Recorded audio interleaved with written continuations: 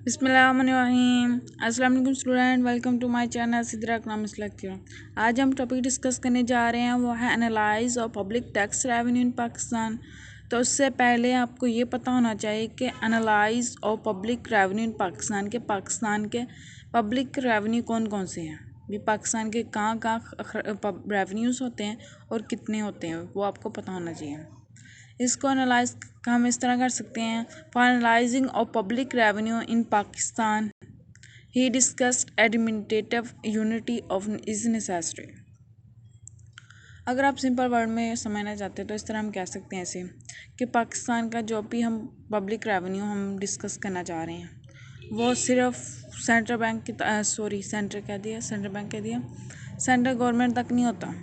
ठीक है, central government होती है, उसमें मेन रोल होता है, मानती हूँ, लेकिन उसके अलावा भी उसके जो सूबे होते हैं प्रोविज़न उसका भी होता है, क्योंकि हर एक प्रोविज़न का अपनी अपनी उन्होंने एक बनाई होती है गवर्नमेंट वगैरह।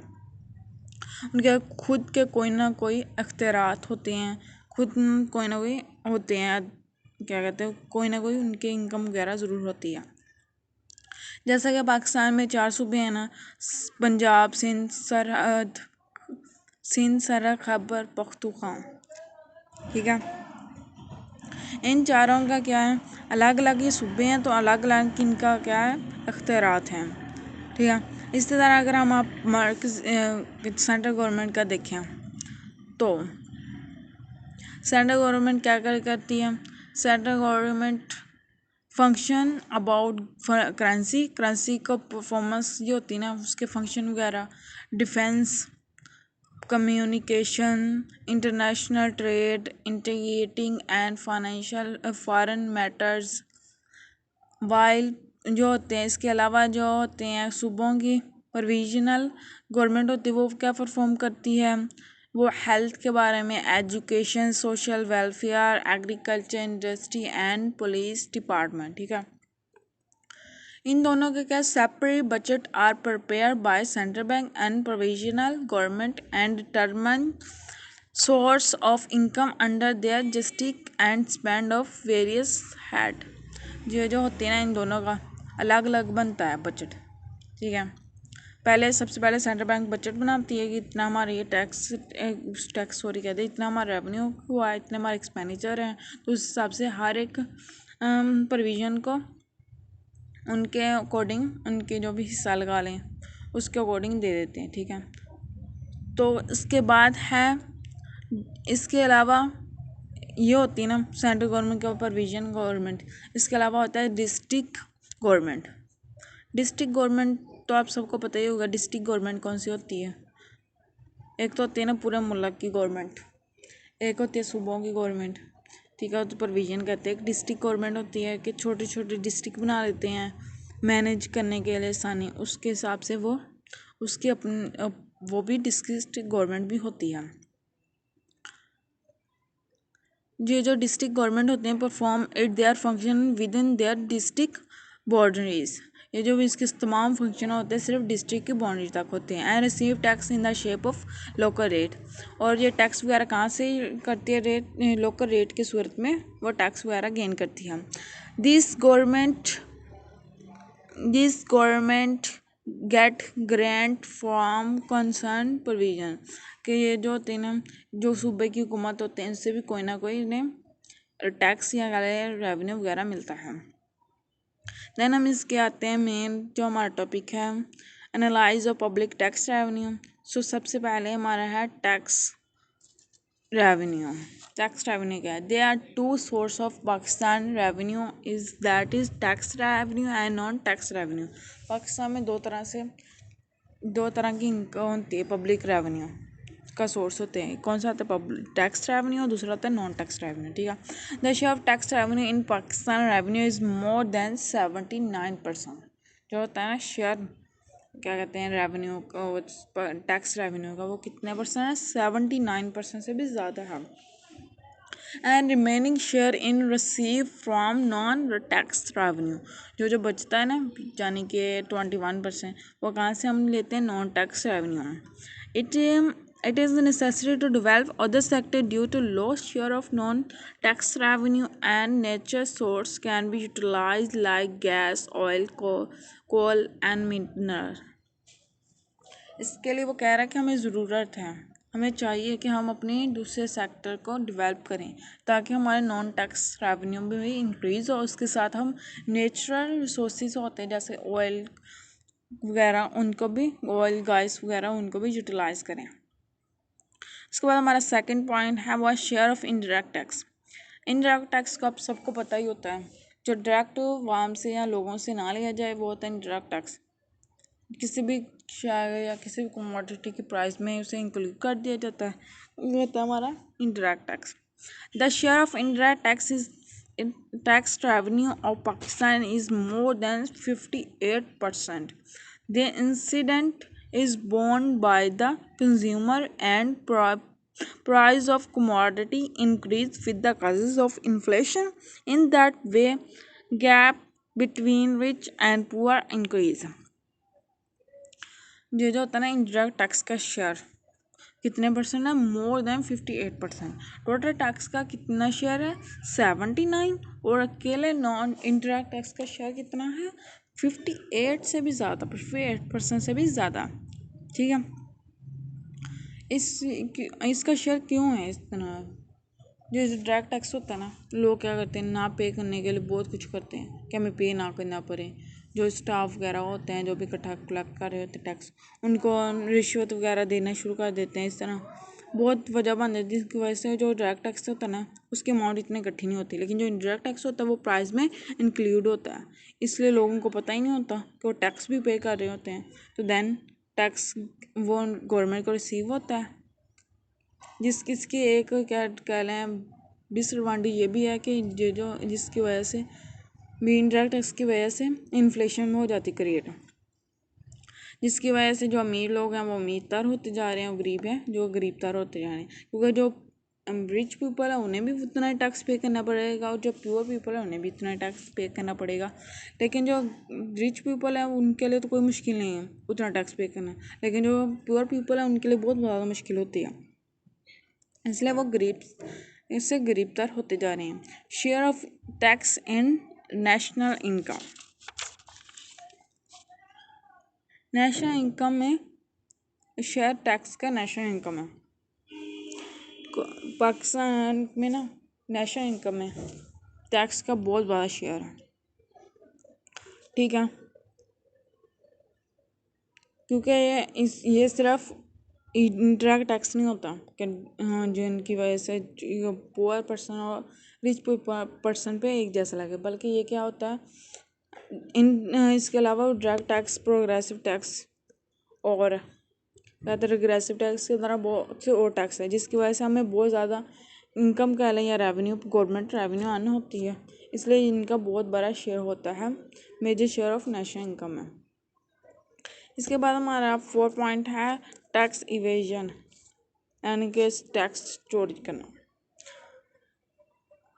Approximately 3.6 million out of 191.71 million population of Pakistan are tax pay के 191 में से सिर्फ 6.3% टैक्स पे कर रहे हैं। Other keep their income secretly and try to avoid tax. जो बाकी रह गए ना वो क्या कर रहे हैं, अपने इनकम को सीक्रेट रखते हैं, भी बताते नहीं हैं और अपने टैक्स को अवॉइड करते हैं। The staff tax department is also in jail in this matter. जो होता है ना स्टाफ जो भी कलेक्ट कर रहा होता है टैक्स वगैरह, डायरेक्ट टैक्स, वो भी क्या है अच्छी तरह अपने काम नहीं कर रहे। देन क्या होता है, the habit of dishonesty and corruption have increased and their sufficient loss of public revenue. जिसकी वजह से क्या हो रहा है, उनकी बेईमानी या करप्शन की वजह से क्या हो रहा है, गवर्नमेंट को उनके रेवेन्यू वगैरह नहीं मिल रहे, उन्हें लॉस वगैरह हो रहा है पब्लिक रेवेन्यू में। इसके बाद हमारा 5 पॉइंट है insufficient system. The country has been divided into two groups due to tax system in the Pakistan. Pakistan में ना हमने जो लोग हैं, जितने भी लोग हैं, उनको दो लोगों को नहीं, कंट्री को हमने दो हिस्सों में डिवाइड कर दिया, poor and become poor and rich become richer. जिसकी वजह से क्या हो रहा है, जो पुअर है वो पुअर बनते जा रहे पुअर, और जो रिच है वो रिचर बनते आ रहे। Therefore tax system has become insufficient and inequality poor bear more burden due to indirect tax and direct tax pay are save due to birth.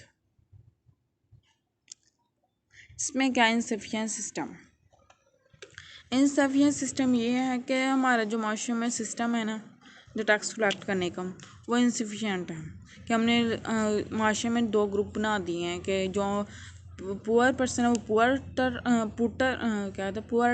Poor यानी कि गरीब जो है वो गरीब तर होते जा रहे हैं, अमीर है वो अमीर तर होते जा रहे हैं। इसकी वजह क्या है, इससे पाकिस्तान में क्या हो रहा है, अनइक्वलिटी पैदा हो रही है, और ये टैक्स की वजह से हो रहा है, क्योंकि हमने इंडायरेक्ट टैक्स लगाया है। Indirect tax poor and richer person पे सेम लग रहा है, जिसकी वजह से ये इनइक्वालिटी हो रही है। इसके बाद हमारा 6 पॉइंट है इलास्टिक सिस्टम। पाकिस्तान में जो है ना टैक्स सिस्टम वो इलास्टिक है। जब भी पब्लिक गवर्नमेंट को ज़्यादा रेवेन्यू की ज़रूरत पड़ती है तो वो टैक्स का रेट बढ़ा देते हैं, जब भी उन्हें कम रेवेन्यू की ज़रूरत होती है तो वो टैक्स का रेट कम कर देते हैं, इसलिए वो इलास्टिक है। Simple system, simple system Pakistan में ऐसा टैक्स सिस्टम है जो कि बहुत ज़्यादा सिंपल है, हर एक को समझ आ जाती है, और इस तरह उन्होंने बनाया होता है कि जो कम इनकम वाले पर्सन हैं उन पर कम लगे और ज़्यादा इनकम वाले हैं उन पर ज़्यादा लगे। तो हमारा टैक्स सिस्टम कैसा है, सिंपल है। उसके बाद हमारा है डेफिसिट फाइनेंस। डेफिसिट फाइनेंस क्या है, the annual budget of Pakistan is deficit finance. जो हमारा ज़्यादातर होता है ना एनुअल बजट, भी एक साल का जो बजट बनाते हैं वो क्या होता है, डेफिसिट हो जाता है। Government of Pakistan complete it with loan, government इसको कंप्लीट करने की क्या करती है, लोन लेती है।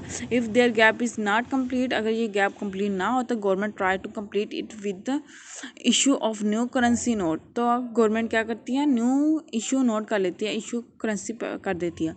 It is called deficit finance, से हम डेफिसिट फाइनेंस करते हैं। Due to this reason inflation increase, जिसकी वजह से हमारे कंट्री में इन्फ्लेशन इंक्रीज हो जाती है। इसके बाद हमारा है bundle of foreign loan. Bundle of foreign loan क्या है, rich person trade and capital of benefit from tax system. ये जो है ना हमारा, हम कह लें फॉरेन से, हमने पहले बात की है कि हमारे जो एनुअल होता है बजट बनता है वो क्या होता है, डेफिसिट होता है, जिसकी वजह से हम क्या करते हैं, बहुत ज़्यादा अमाउंट फॉरेन से लोन लेते हैं, जो हम अपनी रेवेन्यू और रेवेन्यू और एक्सपेंडिचर को इक्वल करने के लिए। तो दैन क्या है, ये इसके जो माशी पे बहुत ज़्यादा बंडल इसका हो जाता है, क्योंकि हम जो टैक्स जब बढ़ता रहता है ना तो उसकी जो पाकिस्तान कह रही सॉरी जो भी कंट्री होती है ना उसकी इकॉनमी डिक्रीज़ होना शुरू हो जाती है, वो इकॉनमी डेवलप नहीं कर सकती। दैन इसके हमारे फर्दर देखें, canon of productivity. Canon of productivity क्या है, ये जो टैक्स है ना, ये कलेक्ट कर, जो गवर्नमेंट क्या करती है टैक्स कलेक्ट करती है ना, उन पे क्या करती हैं, जो अमीर लोग होते हैं उन पे क्या काम लगाती है टैक्स, ताकि कंट्री में सेविंग बढ़े, और सेविंग बढ़ने की वजह से हमारे क्या कहते हैं इन्वेस्टमेंट इंक्रीज़ हो, जिसकी वजह से हमारी कंट्री में हम कह सकते हैं कि हमारा जो टैक्स है वो क्या है, कैनल प्रोडक्टिव की तरफ है। हम टैक्स जो अमीर लोग हैं या रिचर पर्सन हैं उन पे कम लगाते हैं, क्योंकि अमीर लोगों पे ज़्यादा वो टैक्स सेविंग वगैरह करते हैं, दैन वो सेविंग ज़्यादा करते हैं, और हमारा जो सेविंग ज़्यादा करें तो प्रोडक्शन भी ज़्यादा करते हैं। दैन आता है system of progressive tax. System progressive tax क्या है, सिस्टम ऑफ प्रोग्रेसिव टैक्स ये है, direct tax are collect in the form of progressive tax. System under principle of equity. जो भी हम डायरेक्ट टैक्स कलेक्ट करते हैं वो प्रोग्रेसिव टैक्स के अंडर होता है, जो कि प्रिंसिपल ऑफ इक्विटी को पूरा करते हैं। But the major share of indirect tax in tax system source in Pakistan which is against the principle of equity. लेकिन जो इनडायरेक्ट टैक्स होता है ना वो अगेंस्ट होता है प्रिंसिपल ऑफ इक्विटी के, क्योंकि इनडायरेक्ट टैक्स में क्या होता है, जो गरीब हो या अमीर हो वो सब पे एक जैसा लगता है, क्योंकि वो कमोडिटी की जो भी हम कमोडिटी परचेज करते हैं उनकी प्राइस में इंक्लूड होता है।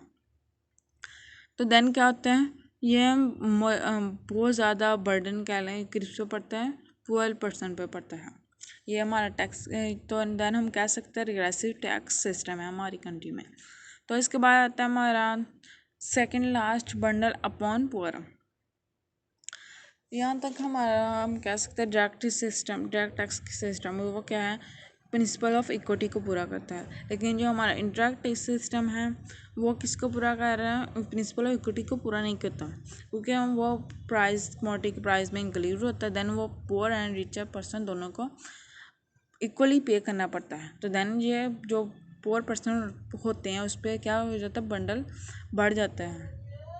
और हमारा लास्ट पॉइंट है obstruct in the way of economics development. Obstruct ये भी वही सेम बात है कि हमारे को इकॉनमी में डेवलप नहीं हो रही, क्योंकि हमने इंडायरेक्ट टैक्स की रेशियो ज़्यादा रखी हुई है, जिसकी वजह से क्या हो रहा है, गरीब पे ज़्यादा बंडल पड़ रहा है लेकिन अमीरों पे कम बंडल पड़ रहा है, और हमारी इकॉनमी डेवलप नहीं कर रही। अमीर है वो अमीर होते जा रहे हैं, गरीब है वो गरीब तरह होते जा रहे हैं। आई थिंक आपको समझ आ गया होगा कि analyse of public tax revenue in Pakistan क्या है और कितना है पाकिस्तान में टैक्स का रेशो, और इनडायरेक्ट रेशो और डायरेक्ट रेशो कितनी है। Thank you so much. Please subscribe my channel, like and share my video. Thank you so much.